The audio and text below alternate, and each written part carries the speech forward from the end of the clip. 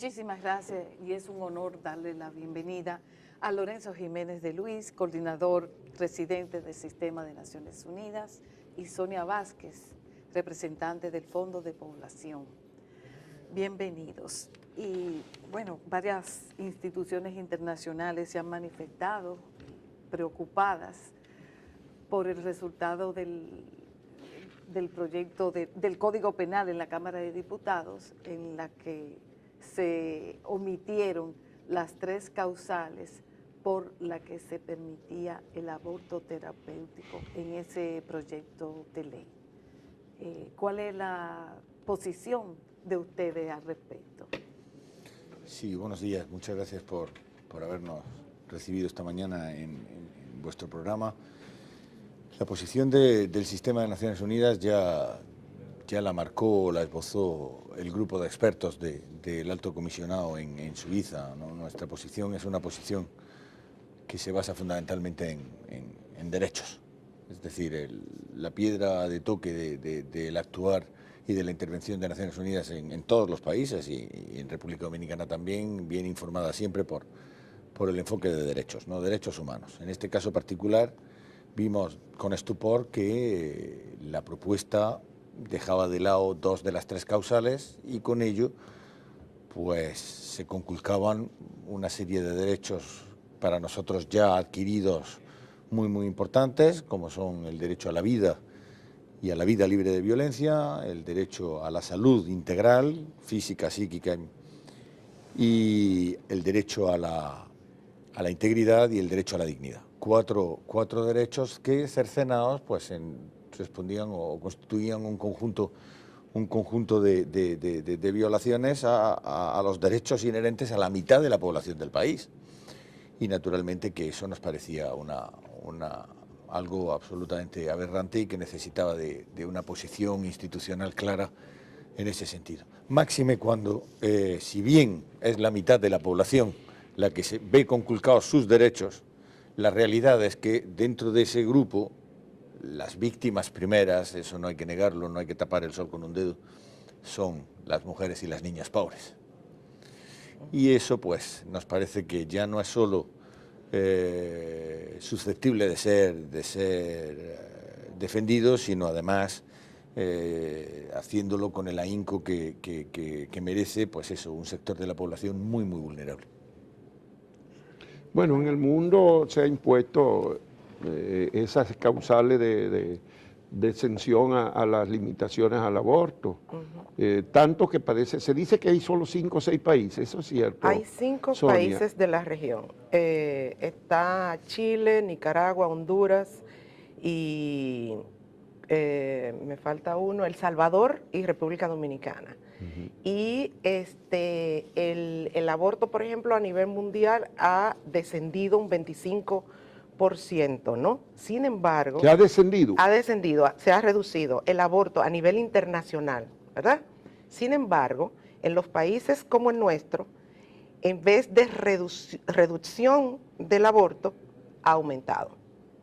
Entonces, o sea, hay que hacer el desglose, porque parecería que cuando hay un 25% de reducción, pero cuando miras en países como el nuestro, entonces se encuentra que no, que contrariamente aumenta. O sea, que no hay una relación entre prohibición absoluta del aborto y reducción del aborto. No hay ninguna. Y está probado que en los países donde hay prohibición total del aborto, la diferencia entre esos países que lo tienen totalmente prohibido y aquellos donde hay aborto permitido en general, la diferencia es poquísima. De 37 en los que tienen abierto y sin prohibición y un 34% en los que tienen prohibido.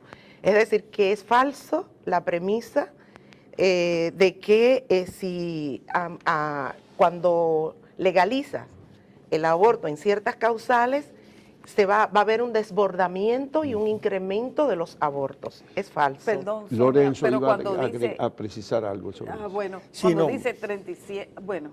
Perdón, adelante. yo lo que quería decir era efectivamente eso, ¿no? Que ha habido, de hecho es un estudio que presentó la Organización Mundial de la Salud el mes pasado, en julio, en la revista Lancet, que es una revista, como sabéis, una de las 2 revistas más importantes científico-médicas del mundo.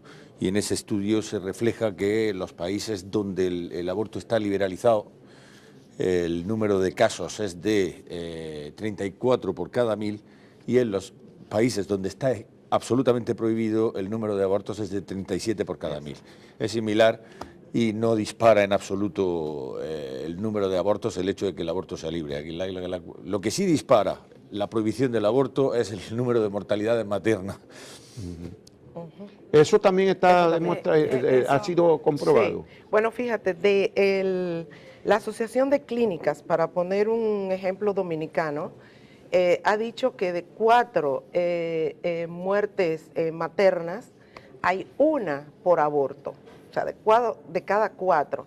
Y fíjate cómo llama la atención que maternidades importantes como la San Lorenzo de los Minas haya revelado recientemente que de 3.000 abortos por año corresponde un 20%, por ejemplo, a adolescentes. Y en el Cabral Ibáez son más de 4.500 abortos que recientemente el director del Hospital Cabral Ibáez de Santiago y dijo que de esos 4.500 y tanto hay un 28% de adolescentes. Y esos son abortos no que lo practican en el hospital, sino mujeres que llegan con el proceso abortivo. Clandestinos. Exacto. O con complicaciones derivadas de un aborto, digamos, de patio. Exactamente. Y un problema serio que hay con esto es que muchas veces se llega allí, sobre todo cuando se trata de violaciones sexuales. Recientemente una señora en Puerto Plata me contó de su hija de 14 años, que es una historia desgarradora, porque esta señora, la niña, salía de una escuela nocturna, se había ido la luz, despacharon, y cuando la niña iba cerca de su casa, 2 tipos la arrastran a un solar vacío, la violan, ella la lleva al hospital, desgarrada totalmente, bueno, un abuso, una cosa terrible, y allí no se le da la pastilla del día después, que hay una confusión terrible todavía en muchos médicos, lamentablemente, como si esto fuera abortiva, y es una pastilla que justamente trata de que no haya una unión entre Es preventiva. Es preventiva, justamente, porque está todavía dentro de las 24 horas, si se le aplica, pero también hay que aplicar el tratamiento de antirretroviral, porque tú no sabes si uno de estos violadores tiene alguna infección de transmisión sexual, y nada de eso se le hizo a su niña. Pero la vida de esta mujer se complicó, porque me dice que al ir a la policía y poner la demanda, ella era dentro de ese barrio pobre, un barrio pobre en Puerto Plata, pero ella era dentro de los pobres, de las más pobres, con 2 niñas, mujer soltera, y a los 2 días le cayó una lluvia de piedra en la casa para intimidarla, para que los tipos no fueran presos, y al final la mujer escapó. Lo que tuvo que hacer fue salvar su vida y la de sus 2 hijas, irse de ahí. y todo se quedó impune. Pero eso ocurrió ahora en este año. No, ella me está contando eso de hace muchos años ya, como 7 años, que le pasó, y ella dice que su hija nunca se recuperó de esa violación sexual. Dejó el trabajito que tenía en el día, una niña de 14 años, no siguió estudiando, o sea, que se profundizó la pobreza en ese hogar. ¿Y salió embarazada? No, ella no dijo. ¿Sabes que muchas veces ellos no dicen? Porque si salió embarazada, lo resolvieron en un patio, en condiciones terribles como lo hace. Bueno, esa es otra cosa, que de todas maneras dicen que es clasista esa prohibición absoluta, porque al fin de cuentas, frente a una violación, hasta gente muy religiosas le violan la hija y la hija queda traumatizada y aceptan que pueda interrumpirse el embarazo, resultado a veces de 2 y 3 que la violaron al mismo tiempo y ni siquiera se sabe de quién es. Exacto. Bueno, admiten que sí, porque es mi hija, pero las mujeres pobres tienen que ir a un hospital o hacérsela en un patio. En un patio, generalmente. Ya van al hospital cuando llegan con situaciones de infección. Fíjate que las muertes maternas en el país están clasificadas siendo las principales causas la hipertensión, las infecciones y el aborto. Está dentro de las primeras causas de muertes maternas. Sobre todo en las más jóvenes. En República Dominicana. Y esto toca, y República Dominicana se corresponde también en estas muertes maternas con el índice a nivel mundial entre 15 y 24 años. Sí. Bueno, cuando uno Entonces- ve el mapa, en realidad, por ejemplo, en Europa no hay un solo país donde esté absolutamente prohibido. Ya no queda ningún país. Uno, Uno queda. Polonia. Polonia. Polonia. Polonia, que es un país que se define como católico. Ahí está prohibido todavía en Polonia. Ni siquiera en Irlanda, que también es otro país católico. Irlanda recientemente pasó una ley que admitía el aborto de los causales. Y creo que queda todavía algún país donde está prohibido el divorcio. Creo que Filipinas todavía, ¿verdad? Ah, el divorcio. El divorcio no lo sé. Que fíjate que de América Latina los No, últimos quedaba fue Chile, pero hace como ya 8 o 10 Chile años se ajá. permitió, se estableció Se ya la modificó. posibilidad del divorcio. Y resulta Ah, paradójico. mira, el otro país está Chile también, que ahora no me acuerdo si hubo una modificación en Chile, ahí no me acuerdo muy bien qué pasó con el aborto, pero era de los países... Todavía está prohibido, Está pero prohibido. ha habido, está el algunos- debate y ha habido proyectos. Creo que Eso. incluso la presidenta Eso es. auspició un proyecto de Auspició. ley, no sé cuál, que Sí. parece que todavía no se ha tomado Esto decisión. fue en el 2014, porque además coincidió, de hecho, mira qué coincidencia, con la presencia de Ban Ki-moon en Chile, cuando se presentó el proyecto en la Cámara. O sea que está todavía siendo sujeto a consideración, pero yo creo que todo parece indicar que va a prosperar. Sí. Resulta paradójico para ustedes que un país que se define por su constitución como laico, pero sus representantes legislativos, los legisladores, actúan como si respondieran a un Estado confesional. Así es. Fue Sí. un poco sorprendente, la verdad, y en el fondo yo aquí no voy a entrar En detalle. en un debate de naturaleza teológica porque no me corresponde, pero lo que sí me pareció, y esto es una desviación profesional, viendo como mi profesión, más que mi formación académica es jurista, digo, a mí me sorprendió también el hecho de que el legislador aprobara ese proyecto de código dándole la espalda a una cantidad de instrumentos legales que había aprobado la República Dominicana con carácter previo y que iban en la dirección opuesta. Os estoy hablando de la Declaración Universal de Derechos Humanos, la Convención contra toda forma de discriminación contra la mujer del 82, los pactos económicos, sociales y culturales del 78, las decisiones del Comité CEDAW, las resoluciones de la Comisión de Derechos Humanos, todo eso son acuerdos suscritos por la República Dominicana y ahora de repente el código que proponen le da la espalda a todo el contenido y el acervo jurídico incluido en esos instrumentos que aprobó en su día la República Dominicana. Entonces, también nos pareció un acto de incoherencia jurídica importante. Sí, Exacto, sí. incluyendo el tema de la Constitución. O sea, si ustedes ven los principales especialistas, juristas especialistas en reforma constitucional, los constitucionalistas de este país más importantes han hecho un análisis de cómo nuestra Constitución protege el derecho de las mujeres. La dignidad. Y de la las mujeres. vida y la dignidad. Sí. Entonces, el último artículo fue este que escribió Flavio Darío Espinal, Sí. que no Excelente tiene artículo, desperdicio, excelente ¿no? artículo. Entonces, más reciente. Pero aún así hay también permanentemente planteándose que este es un debate de científicos que hay que llevar a la ciencia y todo. Pero a ver, dentro del tema yo me digo, ¿quiénes si no, por ejemplo, la clase médica, estos juristas son los más indicados para abordar el tema? Y ustedes encuentran un listado grande de pronunciamientos, de toma de posición por parte de Colegio Médico Dominicano, Sociedad de Ginecología y Obstetricia, Asociación de Clínicas Privadas, el Servicio Nacional de Salud con las declaraciones de su director, los hospitales más importantes de este país como el de Los Minas, Cabral y Báez, que han tomado posición. Entonces, ¿qué exactamente se quiere cuando se dice que se requiere de un debate.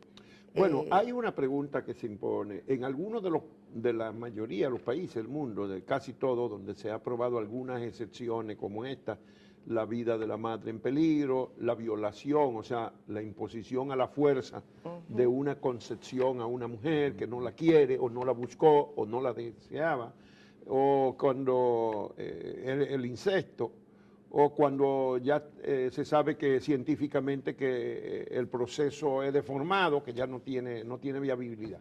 Las tres que se han esgrimido aquí también.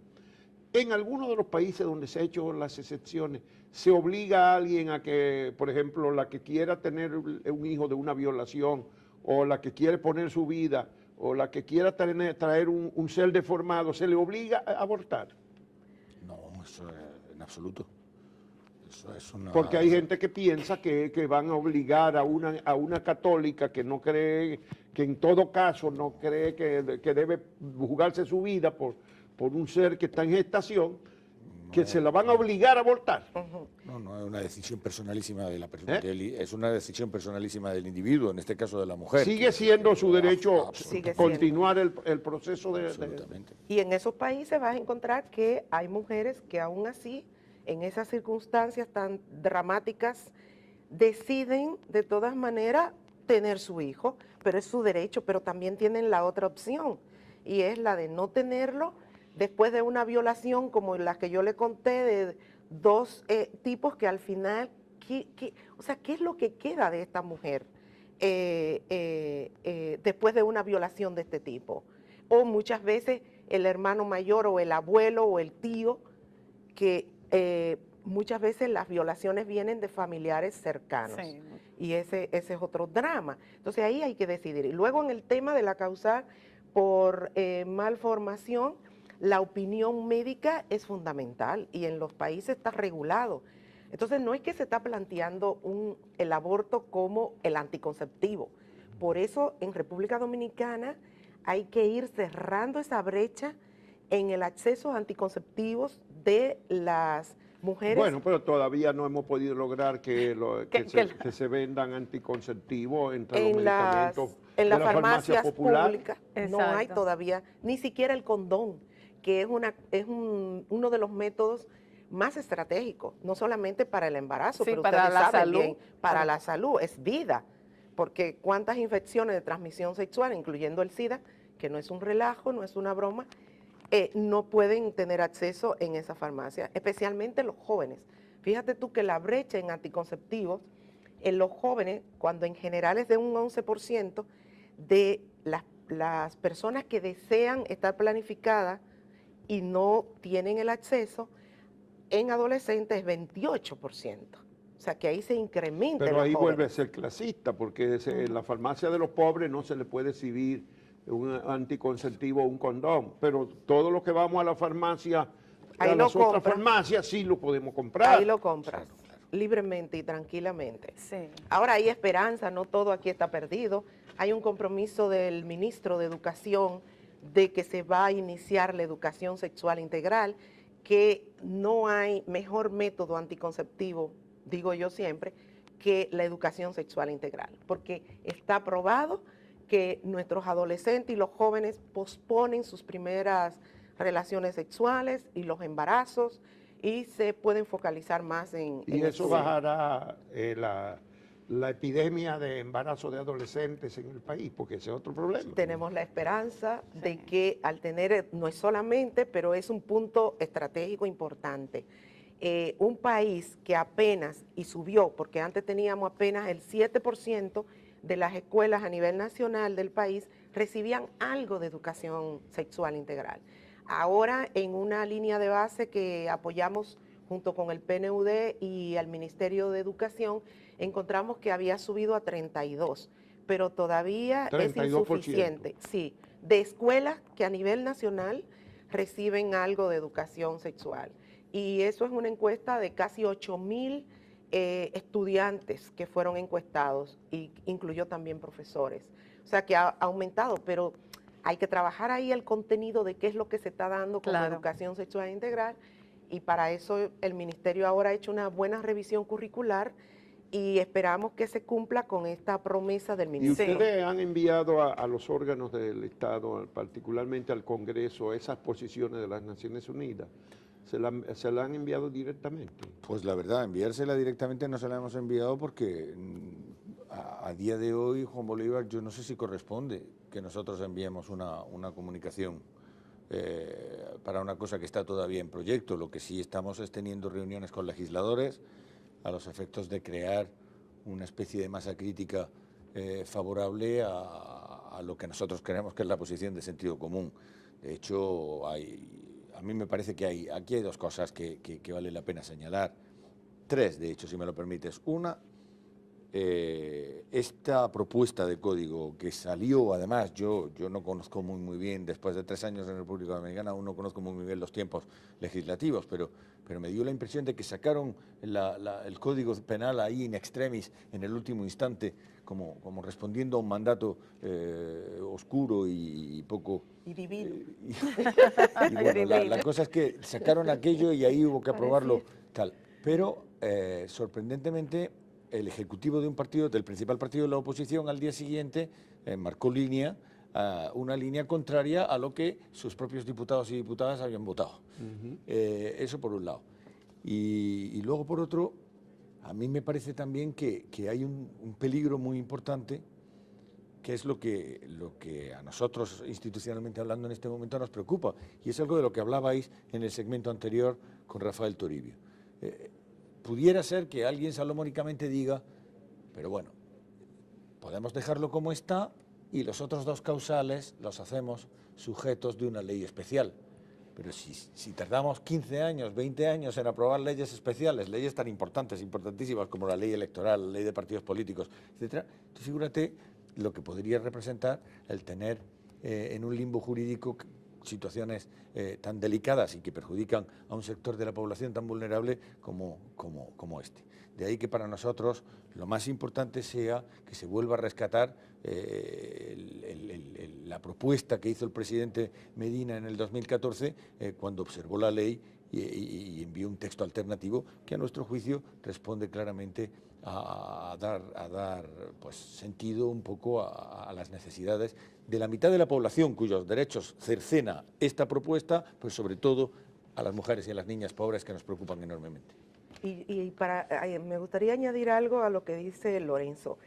Se argumenta que hay que aprobar ese código con urgencia porque ahí hay cosas más importantes y que mejor sacar lo que es como la manzana de la discordia, ¿verdad? O sea, argumentando para favorecer la ley aparte. Que se saque esto y ahí todos estamos tranquilos, felices y de acuerdo, y que lo del aborto en las 3 causales se vea en una ley especial o lo que sea. Y nosotros nos preguntamos, ¿pero cómo es posible que pueda haber y considerarse algo más importante? No hay nada más importante en este código cuando se trata de la mitad de la población y dentro de esa mitad de la población que son las mujeres más pobres, y esas mujeres más pobres que le dieron el voto a estos legisladores, es decir, que han votado. Muchos de estos legisladores, cuando miran el peso que ha tenido la votación, encontramos que en muchos casos las mujeres decidieron la inclinación para que ellos fueran favorecidos con el voto. Y sin embargo se atreven a decir muchos legisladores y también figuras públicas de que hay muchas otras cosas más importantes en el código y por tanto hay que ir adelante. Óyeme, ¿qué cosa es más importante que eso? Algunas voces, jueces, juristas y personalidades han estado sugiriendo efectuar un referendo respecto al tema del aborto. ¿Qué ustedes piensan? ¿Eso sería complicar más la situación o esto debería circunscribirse, estar dentro del Congreso Nacional? Mira, solamente? hay dos encuestas. Yo creo que no es necesario hacer referendo en este país. Nosotros tenemos, mira, Barómetro Latinoamericano incluyó desde el 2012 en su encuesta, que es una encuesta de mucho prestigio en Latinoamérica, incluyó las variables del aborto. como preguntas. Y en cada una de las encuestas de Barómetro Latinoamericano, la población dominicana se ha pronunciado a favor de las 3 causales. Una encuesta más reciente de una de las agencias del sistema, que es ONUCIDA, acabo de hacer una encuesta a nivel nacional, y en esa encuesta igualmente la población dominicana favorece en su mayoría el aborto en sus 3 causales. Entonces yo digo, óyeme, si ya se han hecho estas encuestas, bueno, con alguna rigurosidad. encuesta pública, creo que la GALU También. ha Entonces, registrado la mayoría Pero, en las Sonia, causales. Yo creo Sí. que está la pregunta, es que además, encuestas son encuestas, está muy bien, pero un referéndum, someter a referéndum derechos inherentes a las personas, eso por definición no se hace. Es como si un día decimos, vamos a someter a referéndum el derecho a respirar. Eso no se hace, es que no es posible, no, es un derecho. Que tenemos todos y todas, y en este caso particular, la mitad de la población. ¿Cómo vas a someter a referéndum algo que te corresponde por naturaleza? Eso está superadísimo. Se presentan a referéndum cuestiones como hizo España, por ejemplo, hace muchísimos años. Se sometió a referéndum si se quería pertenecer o no a la OTAN. Últimamente el Reino Unido ha hecho lo mismo sobre el tema de la salida o no de la Unión Europea. Pero los derechos son incuestionables. Sí. Sí, Hace un año así es. hubo otro referéndum en Gran Sí. Bretaña, y si se separaba Eso. la Exactamente. Sí. independencia de Escocia. Sí, Brexit bueno, pero, famoso. pero lo más, bueno, de lo que ustedes han dicho, el hecho, lo que demuestra la paradoja del Estado Dominicano, el hecho de que hayamos firmado convenciones sobre la dignidad de la mujer, sobre los derechos de la mujer, derechos fundamentales, que ahí Exacto. están garantizados. Pero además Entonces, de cómo mira, hay un artículo que no tiene desperdicio viniendo de un jesuita. No sé si ustedes han tenido la posibilidad de leer un artículo no muy reciente que ha hecho el jesuita, creo que se llama apellido Peralta, ahora no me acuerdo su nombre, no me acuerdo si fue en Acento, un diario así, y él toma desde los mismos cánones de la iglesia cómo hay una protección para la vida. Y él va y toma las causales. Entonces, yo invito realmente, como en la población dominicana hay hay una población católica religiosa, a leer ese artículo, porque creo que hay mucha base para los que son religiosos. Pero el Congreso debería, y es su rol, pensar en las mujeres y en dar una respuesta a una realidad social, que es lo que ha hecho el presidente de la República, porque eso es lo que ha hecho el presidente, ¿no? No pensar probablemente en sus creencias personales y lo que él pueda creer de esto, sino el dar respuesta a través de su propuesta de aprobar las 3 causales a una situación dramática por la que pasan las mujeres dominicanas. Y ahí es donde yo pienso que el Congreso tiene que oír y hacerse eco del sentimiento de las mujeres dominicanas, especialmente de las más pobres. Sí. Bueno, el código fue al Senado de la República. Habrá que esperar a ver la nueva legislatura que va a hacer el Senado con ese código penal y si va a insistir. Ahora estará tal vez hasta más difícil porque ahora 32 personas. En la Cámara de Diputados 180 y pico todavía, ¿verdad? Sí. Vamos a esperar a ver. sí. Mientras tanto, finalmente, Lorenzo, ¿hay algún otro tema, algo específico, especial en las preocupaciones del PNUD en la República Dominicana en estos momentos? Bueno, no, estamos observando de manera muy atenta la evolución de la ley electoral y de la ley de partidos. Tú sabes, Juan Bolívar, que estuvimos ofreciendo nuestros buenos oficios desde el inicio, cuando nos dimos cuenta de que la Estrategia Nacional de Desarrollo obligaba a la aprobación de esas leyes y en ese sentido quisimos y ofrecimos pues, nuestro buen saber, y digo no sin un punto de de inmodestia nuestro buen saber, porque institucionalmente hablando tenemos mucha información y sobre todo mucha experiencia muy positiva en muchos países del hemisferio en materia de apoyo para la aprobación de este tipo de leyes. Leyes modernas, leyes que se ajustan a las realidades y que en ningún caso constituyen una imposición institucional, simplemente brindamos un abanico de opciones y un marco en el cual se pueda forjar un consenso necesario para que prosperen leyes de calidad, leyes dignas, leyes con peso para un país como la República Dominicana en el siglo XXI. Desgraciadamente, por alguna razón se pensó que nuestra intervención iba a representar una imposición y a partir de ahí se creó una atmósfera sobre la base de la cual la ley o las leyes iban a ser las que los propios dominicanos se dieran, que con nuestro concurso no iba a ser diferente, pero en fin, la realidad es que a día de hoy sigue una parálisis en ese sentido. Y bueno, cierto es que estamos a 4 años de las próximas elecciones, pero el tiempo pasa y... Ya pasaron 3 elecciones sin adaptar la ley electoral al nuevo régimen constitucional. Sí. Y bueno, la verdad es que, a mi juicio, esto es un análisis muy personal como ciudadano de a pie, le haría mucho daño a la democracia dominicana que esta situación perdurara en el tiempo de manera permanente. Bueno, pues vamos a agradecerle a Lorenzo Jiménez de Luis, el representante, el coordinador residente del Sistema de las Naciones Unidas en la República Dominicana, y a Sonia Vázquez, representante del Fondo Mundial de Población de las Naciones Unidas, por su compañía esta mañana. Vamos a despedirlo con este cafecito Santo Domingo. Muchísimas gracias. Muchas gracias.